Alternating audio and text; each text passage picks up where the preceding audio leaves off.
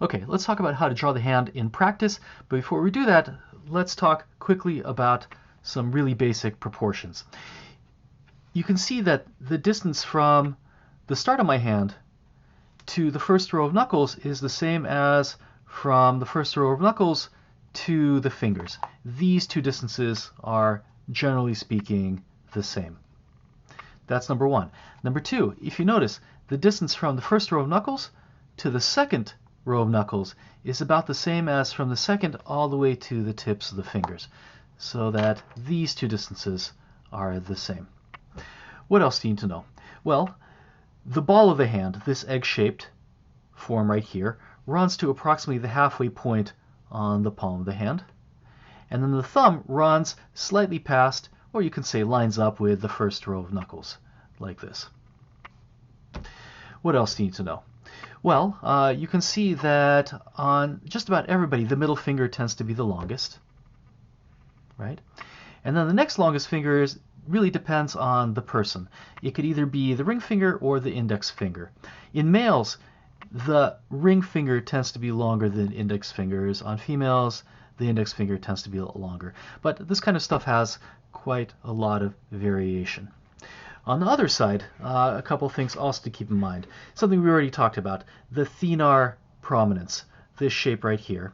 You can see that it starts at the middle line here on the palm of the hand and then runs to the halfway point on the palm of the hand.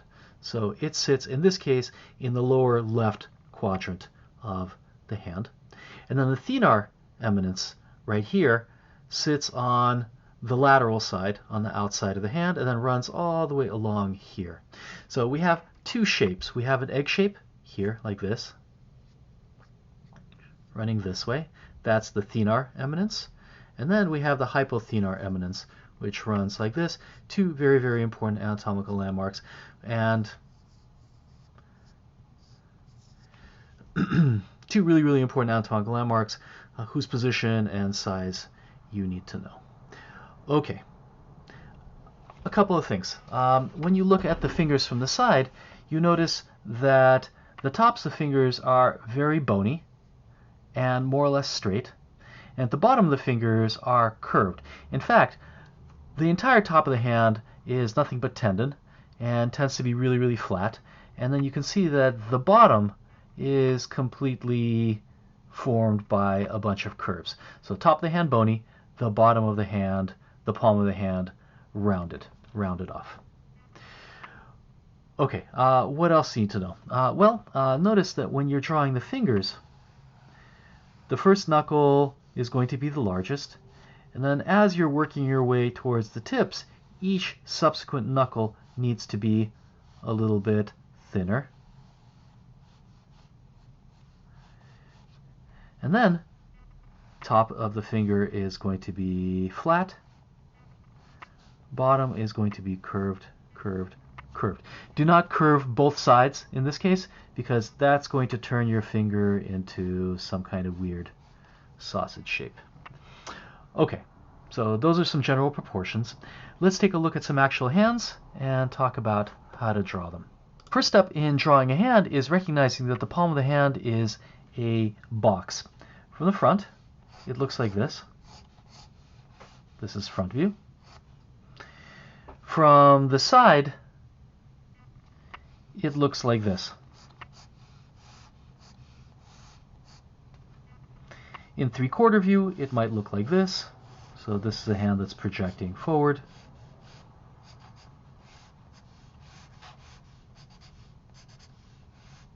Let's say like this.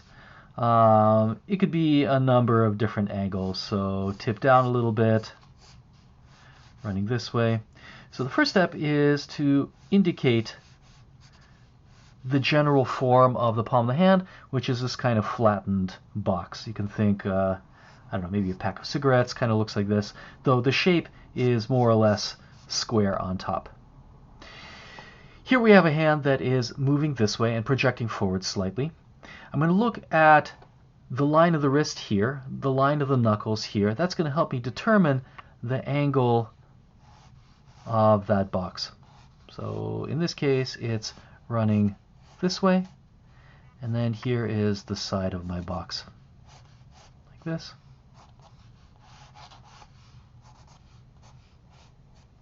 That's going to be the first step. Okay, and our wrist is running this way like this. Okay, now I'm going to start building from the box and putting in some of our basic shapes. So you can see that the thenar prominence is this kind of egg shape. It's going to sit in the lower half of this box, right about here, running this way, like this. Then here is the ball of the thumb, the first knuckle of the thumb. And then I'm going to use very, very simple shapes to construct the rest of the thumb. So we have a box for the palm of the hand, egg shape for the thenar eminence, a sphere for the first knuckle, a cylinder for the second knuckle, sorry, the second length here, and then a little tapering cone shape for the last length of the thumb. And I'm going to do the same thing for all of my knuckles. I'm going to start off with a little sphere to represent the first knuckle. We have a cylinder for the first length, a little sphere that's slightly smaller than the first for the second knuckle, a slightly thinner cylinder for the second length, a slightly smaller sphere for the third knuckle, and then a slightly tapered cone shape for the last length, the third length. Let's do the same thing here. So you can see I'm doing the same thing for the hand as I'm doing for the body. I always break things down to simple geometric shapes. It allows me to analyze the forms effectively. I can see the alignment between the different knuckles, so this one needs to be a little further out this way, like this. So that's the second knuckle, our second length, and then the tip of the finger has a little bit more of a tilt down this way, like that. Let's go for the ring finger. So here's the first knuckle,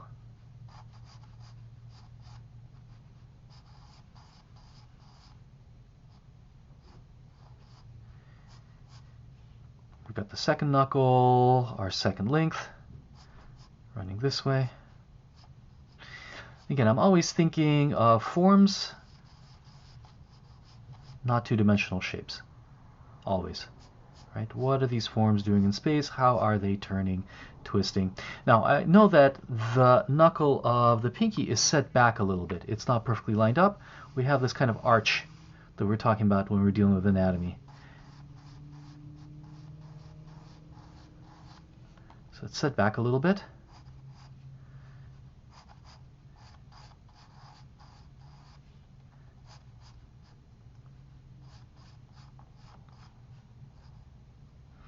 Always thinking in 3 dimensions.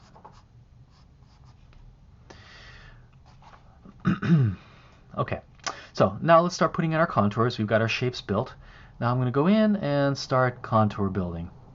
Hopefully these shapes are so close to what's actually there that I can focus exclusively on getting the line quality right, which is important because we have a lot of overlaps. We have a lot of lines that are moving forward in space. So we've got the top of the hand here, the top of the finger. It's going to be bony. And then the trick is to always emphasize the difference between the length and the knuckle when you're drawing the hand. So I'm emphasizing the skeletal structure, the bony nature of the hand on top, and the curvy nature on the bottom. In fact, it curves out a little bit this way. You know, I think I made the thumb a little bit short, but okay, no worries. Okay, let's work our way up. And we're dealing with our first knuckle here. This is our pointer finger. And then I'm going to, once again, emphasize the bony flatness of the fingers on top. So straight, bump, straight. And then the bottom, I want to make sure that they're curved curved, because the bottom of the fingers are padded.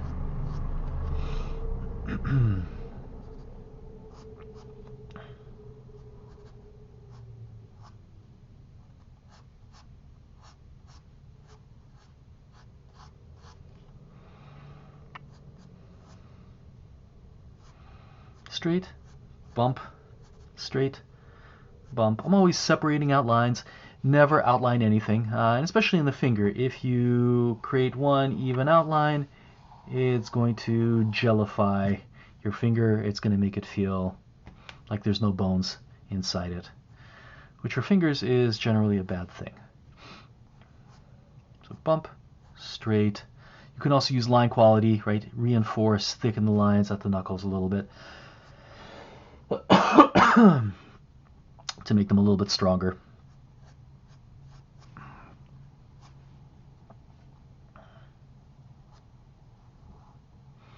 Okay, so this person's hand is pretty veiny. We have the styloid process of the ulna here. Okay, so we've got the beginnings of a hand. Okay, I messed up with the thumb a little bit. It needs to be a little bit longer here. But I think you get the idea with this hand. Okay, let's move on to another hand. This hand is perhaps a little bit more complicated. Look for clues. So in this case, I'm looking for the angles of the knuckles here. I'm looking at the top angle here to determine that we are dealing with a box that looks like this. Going this way, like this, and then we see the top of the box going. Well, I guess it kind of goes this way, like this.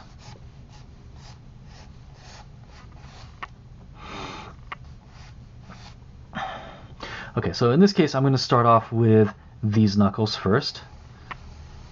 So we have the pinky going this way. Here's the first row of knuckles going this way.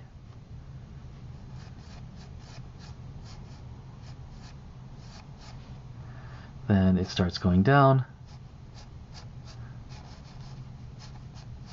going this way, then going in a little bit, going like that. So that's going to be our first finger, our pinky.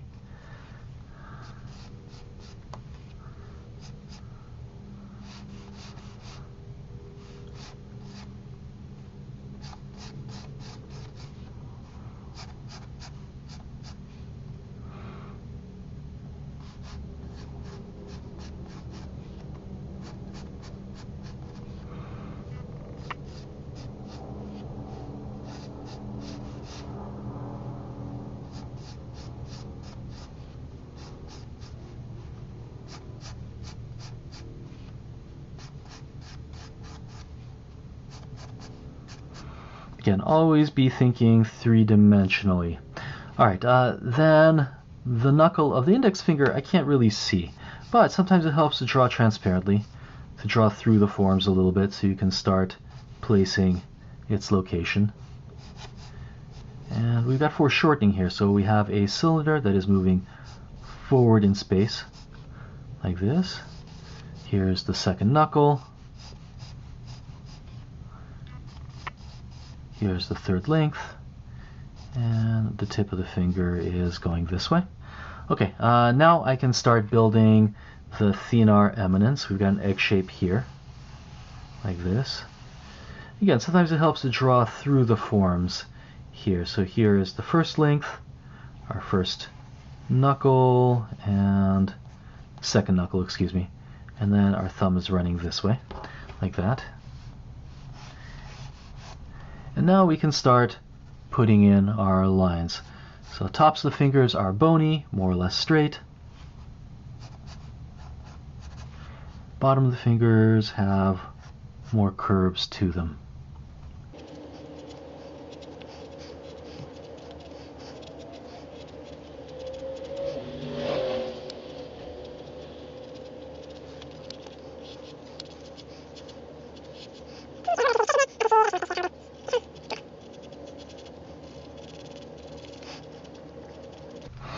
Okay, let's try one more hand. Let's do something like, okay, this one's pretty complicated. Let's try this one.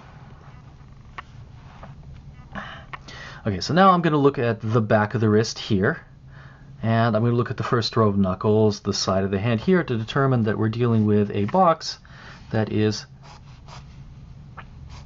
going like this. I can see a little bit of the side here. It's coming forward.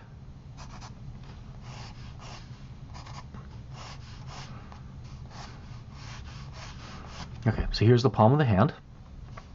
Now we can indicate the thenar prominence, eminence, going this way. And then we have our first knuckle, our first length,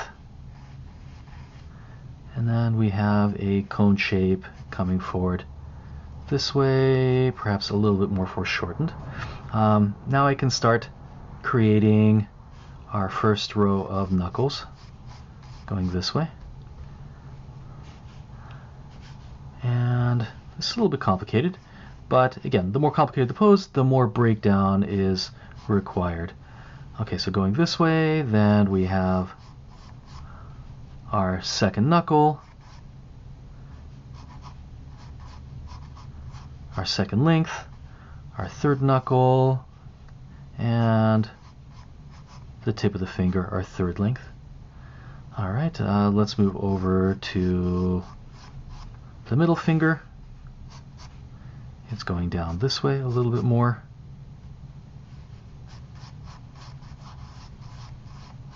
And by the way, keep the construction obviously really, really light. I'm making it a lot darker so you guys can see what I'm doing. Okay, and then here is our length running this way. And then this one,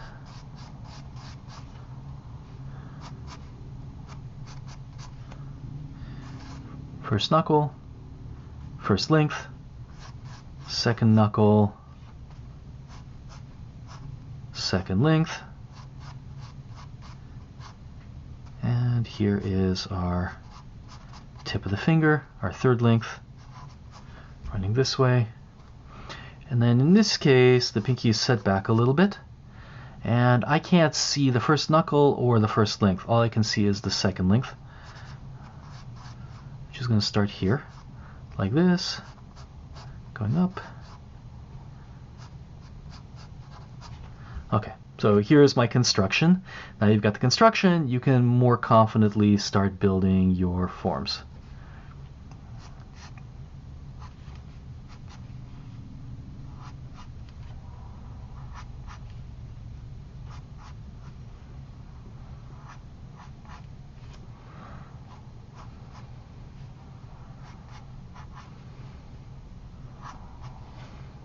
I think I maybe made this box a little bit too wide, which is why the construction is a little bit off here.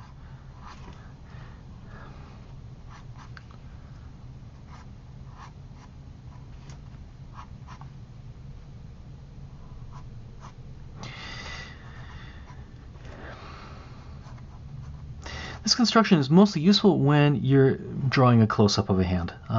If you're really far away, then maybe this is not the easiest thing to do because there's lots of detail here, but I'll show you how to deal with that in a second. We'll get there. Actually, kind of getting ahead of myself a little bit.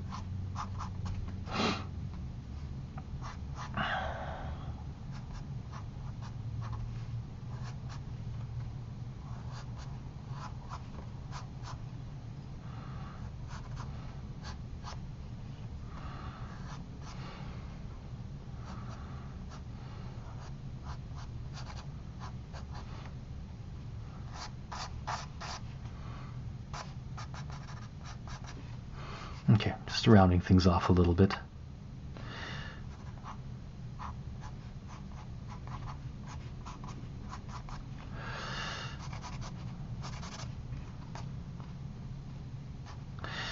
Okay, this hand was relatively complicated.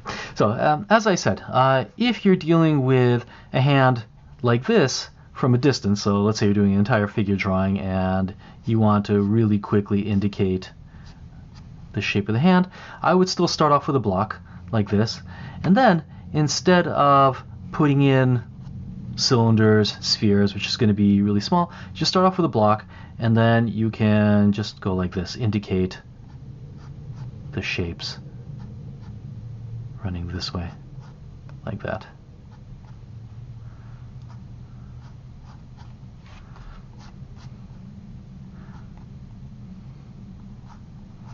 And then if you want, I don't know if my pencil is quite sharp enough, this one might be, then I'll go in and maybe indicate some of the knuckles, but this might be good enough for a drawing where things are really too small to go into any kind of accuracy or any kind of detail. Okay, so practice this a lot. I recommend just starting off with the construction. So do a bunch of 10-minute, 5-minute poses where you're focusing just on building up the hand through this volumetric stage. And then do a few longer drawings where you're focusing on getting the lines exactly right, basically doing hand portraits.